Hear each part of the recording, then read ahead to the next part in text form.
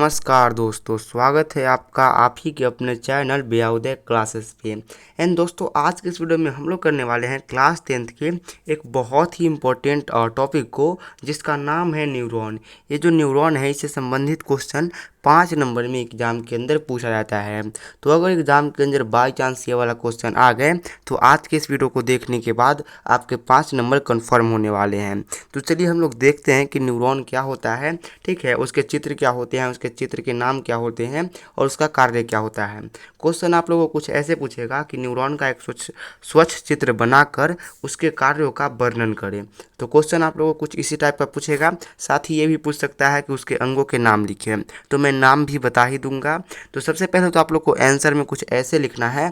5 number अगर आप लोग को पूरा लिखना है, लेना है, तो आप लोगों को कुछ ऐसे लिखना है। लिखना यह है कि न्यूरॉन तंत्रिका तंत्र का क्रियात्मक एवं संरचनात्मक इकाई होता है।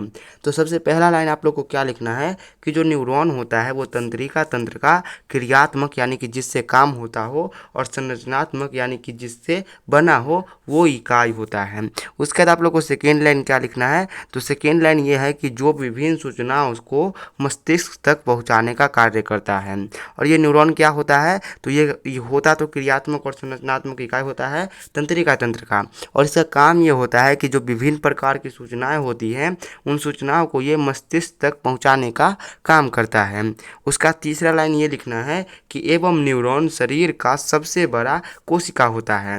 तो जो न्यूरॉन होता है ये शरीर का सबसे बड़ा कोशिका भी होता है। साथ ही ये क्या करता है, तो मस्तिष्क तक सूचनाओं को पहुंचाने का काम करता है एवं ये तंत्रिका तंत्र का क्रियात्मक एवं संरचनात्मक इकाई होता है। इतना आप लोग को सबसे पहले लिख देना है। उसके बाद आप लोग को क्या करना है, तो उसके बाद आप लोगों को करना है कि चित्र बनाना है एक न्यूरॉन का। तो आप लोग सबसे पहले न्यूरॉन का चित्र देख लीजिए। न्यूरॉन कुछ इस प्रकार का होता है और आप लोग को भी कुछ ऐसे ही बनाना है। सबसे पहले आप लोग को क्या करना है, तो बीच में स्टार नुमा संरचना बनाना है। उसके बाद एक आँख नुमा संरचना बना देना है बीच में, और इस संरचना से आप लोग को ढेर सारी झाड़ियाँ निकाल देनी है कुछ इस तरीके की। और उसके बाद इस संरचना से एक लंबी सी रेखा खींचनी है कुछ इस प्रकार की, और इस रेखा से यहाँ पे आके एक थैली बना देना है।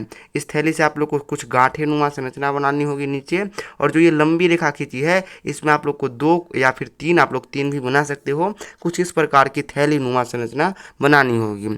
तो इतना करने से आपका क्या होगा, न्यूरॉन का चित्र बन जाएगा। अब आपको अंगों के नाम कुछ ऐसे लिखना है कि जो आप लोग झाड़ी नुमा संरचना बनाओगे इसका नाम होता है डेंड्राइट, तो इसका नाम आप लोग डेंड्राइट लिख दोगे।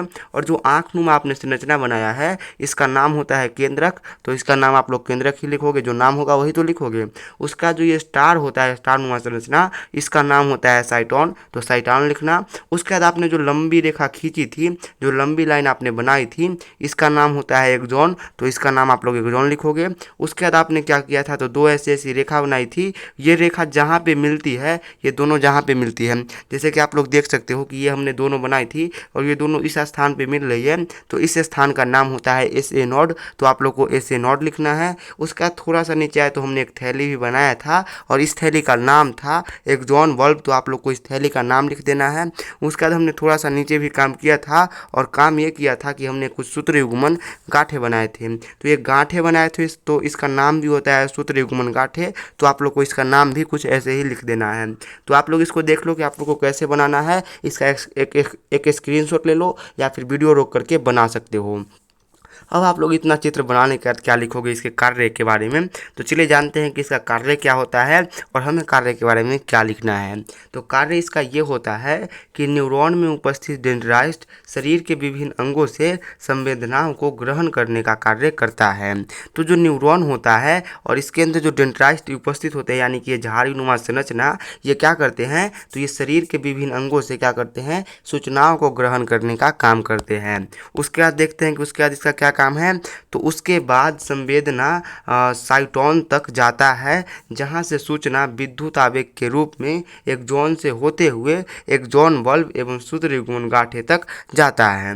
तो यहाँ से क्या करता है, सबसे पहले तो क्या करता है, जो डेंड्राइट होता है ये विभिन्न प्रकार की सूचनाओं को ग्रहण करता है। उसके बाद इसने जो भी सूचना ग्रहण करना होता है वो सूचना क्या होता है, तो साइटोन तक यानी कि स्टार नुमा संरचना में जाती है। अब ये जो स्टार नुमा संरचना यानी कि साइटोन होती है, ये सूचना को विद्युत आवेग के रूप रूप में क्या करती है, तो एक्सॉन से होते हुए एक्सॉन बल्ब तक भेजती है, और ये एक्सॉन बल्ब से आगे तो कहाँ जाता है, तो सूत्र युग्मन गांठे तक चला जाता है। ठीक है, तो सूचना क्या होता है, यहाँ तक आ जाता है। उसके बाद आगे क्या होता है, तो आगे ये होता है कि यहाँ पे जो जहाँ पे इस कोशिका का सूत्र युग्मन गांठा खत्म होता है, वहाँ पे क्या होता है, वहाँ पे दूसरा कोशिका पाया जाता है, और उस कोशिका यानी कि दूसरा न्यूरॉन का डेंड्राइट्स क्या होता है, तो इस वाले जो है इस वाले जो न्यूरॉन है इसके एकदम से सूत्र युग्मन गांठे से सटा हुआ होता है। तो जो सूचना सूत्र युग्मन गांठे तक आ चुका है वो क्या होगा, फिर इस वाले न्यूरॉन में जाएगा, और इस वाले न्यूरॉन में फिर से वही काम होगा कि साइटोन तक जाएगा। उसके बाद साइटोन से क्या होगा, तो बिजली के रूप में फिर नीचे जाएगा, और फिर ऐसे ही चलते रहेगा, और एक के बाद क्या होगा, दूसरे न्यूरॉन में जाएगा, दूसरे का तीसरे न्यूरॉन में जाएगा, और तीसरे के बाद चौथे न्यूरॉन में जाएगा। और ऐसे होते होते ये क्या होगा, तो ऐसे होते होते यहाँ पे लिखा गया है कि ऐसे होते ये दूसरे न्यूरॉन से होते हुए डेंड्राइट्स तक जाता है, और यही क्रिया पुनः होती है। इन दोनों के मध्य जो खाली स्थान होता है उसे सिनेप्स कहते हैं। और इसी प्रकार जो सूचना होता है ये विभिन्न न्यूरॉन एक के बाद एक के बाद एक के बाद होते हुए कहाँ जाती है, तो मेरुरज्जु तक जाती है, एवं मेरुरज्जु के बाद क्या जाती है, तो मेरुरज्जु से मस्तिष्क तक जाता है। मस्तिष्क इस पर अनुक्रिया करता है एवं आदेश जारी करता है, जो क्या होती है, तो शरीर के विभिन्न अंगों तक जाता है। तो क्या होता है कि ये मान लीजिए एक न्यूरॉन है, तो इससे क्रिया होने के बाद दूसरे में जाती है संवेदना, तीसरे में जाती है और चौथे में जाती है। ऐसे ही जो संवेदना है ये मेरुरज्जु तक जाती है, और मेरुरज्जु के बाद कहाँ जाती है, तो मस्तिष्क तक जाती है। यहाँ पे एम लिख देता हूँ, मतलब कि मस्तिष्क। उसके बाद ये मस्तिष्क क्या करता है, उस पर अनुक्रिया करता है और आदेश जारी करता है, जो वापस इसी बाटे क्या होता है, तो शरीर के विभिन्न अंगों तक जाता है। तो इसका कार्य आप लोग इसे भी लिख लेना। ठीक है, यहाँ पे आप लोग देख करके। तो मिलते हैं नेक्स्ट वीडियो में, तो तब तक के लिए बाय बाय। होप कि आप लोग को समझ में आया होगा। अगर आप लोग को इसका PDF चाहिए तो उसके लिए आप लोग क्या करो, व्हाट्सएप ग्रुप को ज्वाइन करो, वहीं पे आप लोग को इसका PDF बिल्कुल ही फ्री में मिल जाएगा। ठीक है, ये हैंड रिटन PDF है, यानी कि हाथ से लिखा हुआ। तो मिलते हैं नेक्स्ट वीडियो में, तब तक के लिए बाय बाय।